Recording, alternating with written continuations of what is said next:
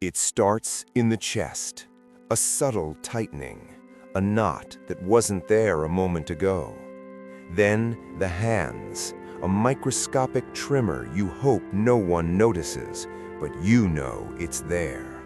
Your heartbeat is now drumming in your ears, a rhythm that sounds like the tolling of your own defeat. Your breathing shallows, your internal temperature rises by exactly half a degree. In this moment, you aren't a leader, you aren't a competitor, you are a biological glitch. You are losing because you care too much. You are failing because you are feeling the outcome before it has even happened.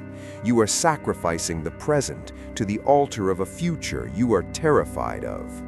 Most people call this being human. At Mindplicit, we call it a liability. The common enemy isn't your opponent. It isn't the market. It isn't the clock. The enemy is the chemical cocktail surging through your nervous system right now. Adrenaline, cortisol, hope, fear.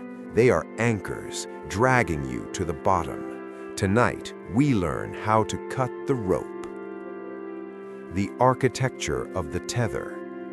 To win at the highest level, you must first understand why you were designed to lose.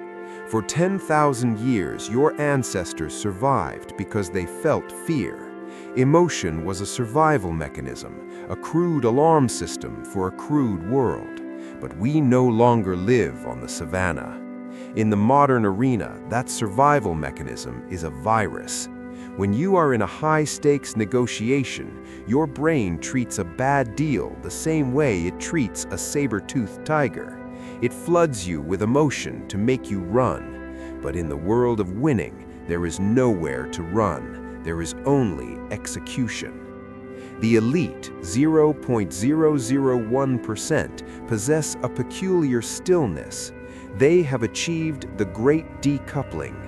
They have separated their action from their agitation. Most people believe that to win, you need passion. They tell you to fire yourself up. They are lying to you. Passion is volatile. Passion is a fire that burns the house down just as easily as it heats it. The ultimate weapon isn't a burning heart, it's a cold one. The anatomy of the void. The moment you assign a feeling to a fact, you lose control of that fact. If a competitor insults you and you feel anger, you are now their servant. They have pulled a string and you have danced. If a market crashes and you feel panic, you are no longer a strategist, you are a victim of the herd. Winning requires you to exist in the void. The void is not the absence of thought, it is the absence of judgment. Imagine a surgeon. If he feels the tragedy of the patient on the table, his hand shakes. To save the life, he must become a mechanic. He must see the heart not as a symbol of love, but a pump that needs a seal. How do we enter the void? By practicing internal observation. When the pressure rises, the novice looks outward at the threat. The master looks inward at the reaction. He notes the rising heart rate.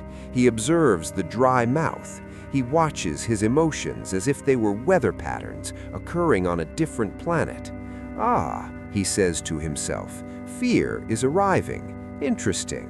And then he goes back to work without reaction. The kill switch. Most people think feeling nothing makes you a sociopath. In reality, it makes you a god. Because when you no longer require a specific emotional state to perform, you become unstoppable. The average person can only work when they feel motivated. They are slaves to their internal chemistry. But you are learning the kill switch, the ability to sever the connection between your nerves and your will. It is the realization that you can be terrified and still move forward with perfect precision. You can be exhausted and still execute with total clarity. Feeling is a suggestion, not a command. Your brain will scream, "Stop! This is too much." The kill switch allows you to look at those screams and say, your input has been noted. It is irrelevant. You are no longer seeking happiness. You are seeking utility. You are building a machine that simply produces results. The cost of the crown. There is a price.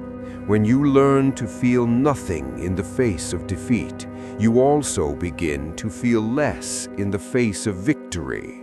The high disappears, the rush is gone, because the rush is just another form of emotional volatility. If you allow yourself to be intoxicated by the win, you are vulnerable to the hangover of the loss. You will find that you can no longer relate to the drama of the people around you. They will complain about their stress. They will weep over their anxiety. And you will look at them from across the void, and you will see children crying about the weather. This is the isolation of the elite. To be a machine in a world of poets is to be misunderstood. But Mind-Plicit asks you, would you rather be understood by the weak or feared by the strong? Victory is a cold peak. The air is thin. To win, you must become comfortable with the oxygen deprivation of the soul. The new God. How do you apply this? You start tomorrow. When you wake up and your body feels heavy and your mind feels uninspired, you ignore it. You do not try to feel motivated. You simply act without emotion, like a program running a script. When someone cuts you off in traffic and your chest flares with heat, you watch the heat. You don't curse, you simply observe the chemical reaction. My amygdala is firing, you think. How quaint. This is the beginning of your ascension. Winning is not a reward for your hard work. Winning is a byproduct of your emotional neutrality.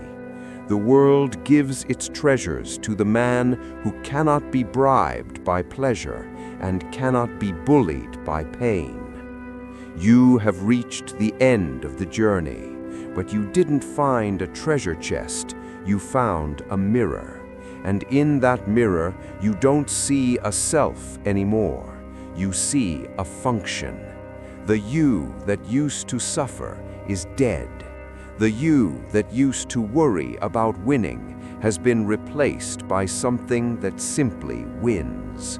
Mind-Plicit isn't about self-help, it's about self-erasure, because once you are nothing, you can be everything.